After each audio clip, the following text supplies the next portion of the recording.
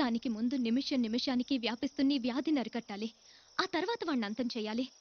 ఇప్పుడున్న పరిస్థితుల్లో రెండు మనం చేయలేం. చెయ్యగలం. వాడిని అంతం అందించడం, ఆ వ్యాధిని అరికట్టడం ఒకే ఒక్కడి వల్ల అవుతుంది. బోధిధర్ముడు. ఆ డిఎన్ఏ రీసెర్చ్ మొదలు పెట్టాలి. బోధిధర్ముని శక్తి సామర్థ్యాల్ని మళ్ళీ తీసుకురావాలి. మీరు చెప్పినట్టుగానే దెబ్బకు దెబ్బ కొడదాం. వాడిని కొట్టే కొట్టుడికి లోకంలో ఎక్కడైనా కల్లో కూడా ఒక భారతీయుడి మీద చేయి వేయడానికి ఏ దేశస్థుడైనా భయపడాలి. అందుకు హ్యూమన్ జెనెటిక్ ల్యాబ్ కావాలి. ఎవ్వరికీ తెలియకూడదు. 12 రోజులు మనం వాడి కంట పడకూడదు. నాకు తెలిసిన ఒక ల్యాబ్ ఉంది. అక్కడ 12 రోజులు మనం ఉండబోయే చోటు ఎవరికీ తెలియకూడదంటే మీలో ఎవరో ఒకరు బయట నుంచి హెల్ప్ చేయాలి. ఆ వ్యక్తికి కూడా మనం ఎక్కడున్నామో తెలియకూడదు. Correct. Malti, you are the right person. మనందరి సిమ్ కార్డ్స్ ని డియాక్టివేట్ చేయాలి. 2 కొత్త సిమ్ కార్డ్స్, ఒకటి మనకి, ఒకటి మాలతికి.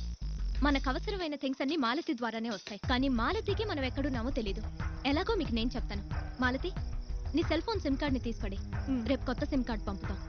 Okay, all the best.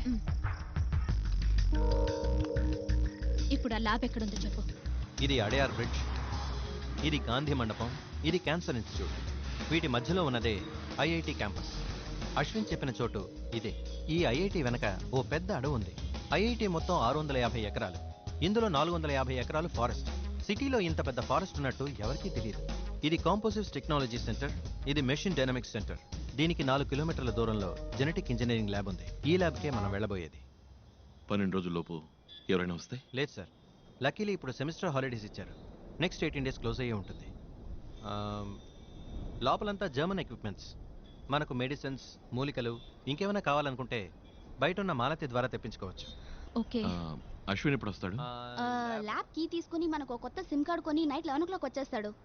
అందరూ సిమ్ కార్డ్స్ డియాక్టివేట్ చేశారు కదా? చేసాం. ఓకే, రండి వెళ్దాం.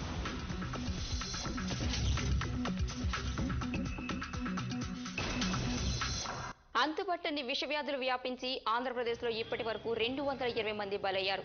ஆந்திரபிரதேஷ் திண்டிவனம், நாகர்கோவில் பகுதிகளில் போதிய மருத்துவ வசதிகள் இல்லாததால் பொதுமக்கள் சாலை மறியலில் సరైన మందులు అందించడంలో నిర్లక్ష్యం చేస్తున్న ప్రభుత్వ ప్రైవేట్ ఆసుపత్రులపై చర్యలు తీసుకుంటామని ఇప్పుడు నార్త్ ఇండియాలో కూడా ఈ వ్యాధి వ్యాపించినట్లుగా இந்த நோயை தவிர்ப்பதற்கு The disease spread like fire. The initial symptoms of red boil appears on. There are many hospitals which are running beyond capacity and there are no rooms left now.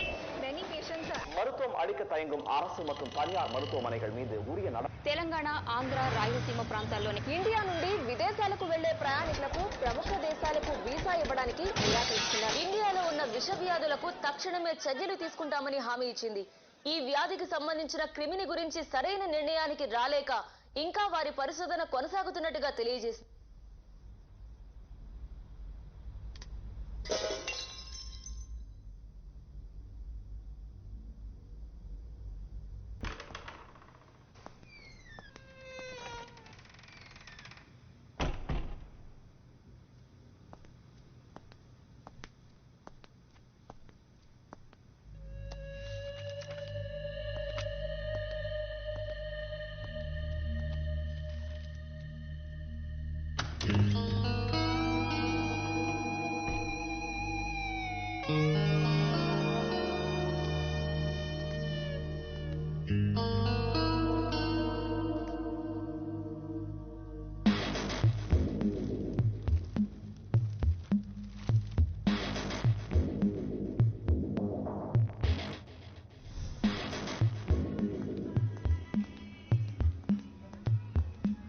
Yes sir, how can I help you?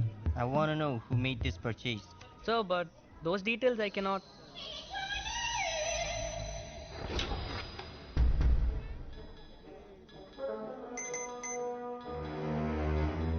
This CD was purchased on 22nd February. It was a credit card purchase.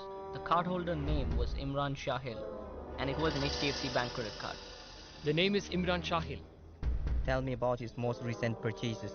2 days ago he had purchased something at Apollo Pharmacy. Yesterday he filled petrol for rupees 1500 at Bharat Petroleum Bunk, Gindi. TN09 AT 7419. TN09. One sec. AT 7419. This car yesterday. Imran filled petrol. Okay. But I found out Imran doesn't own a car. I need to know the name and address of the one who owns it.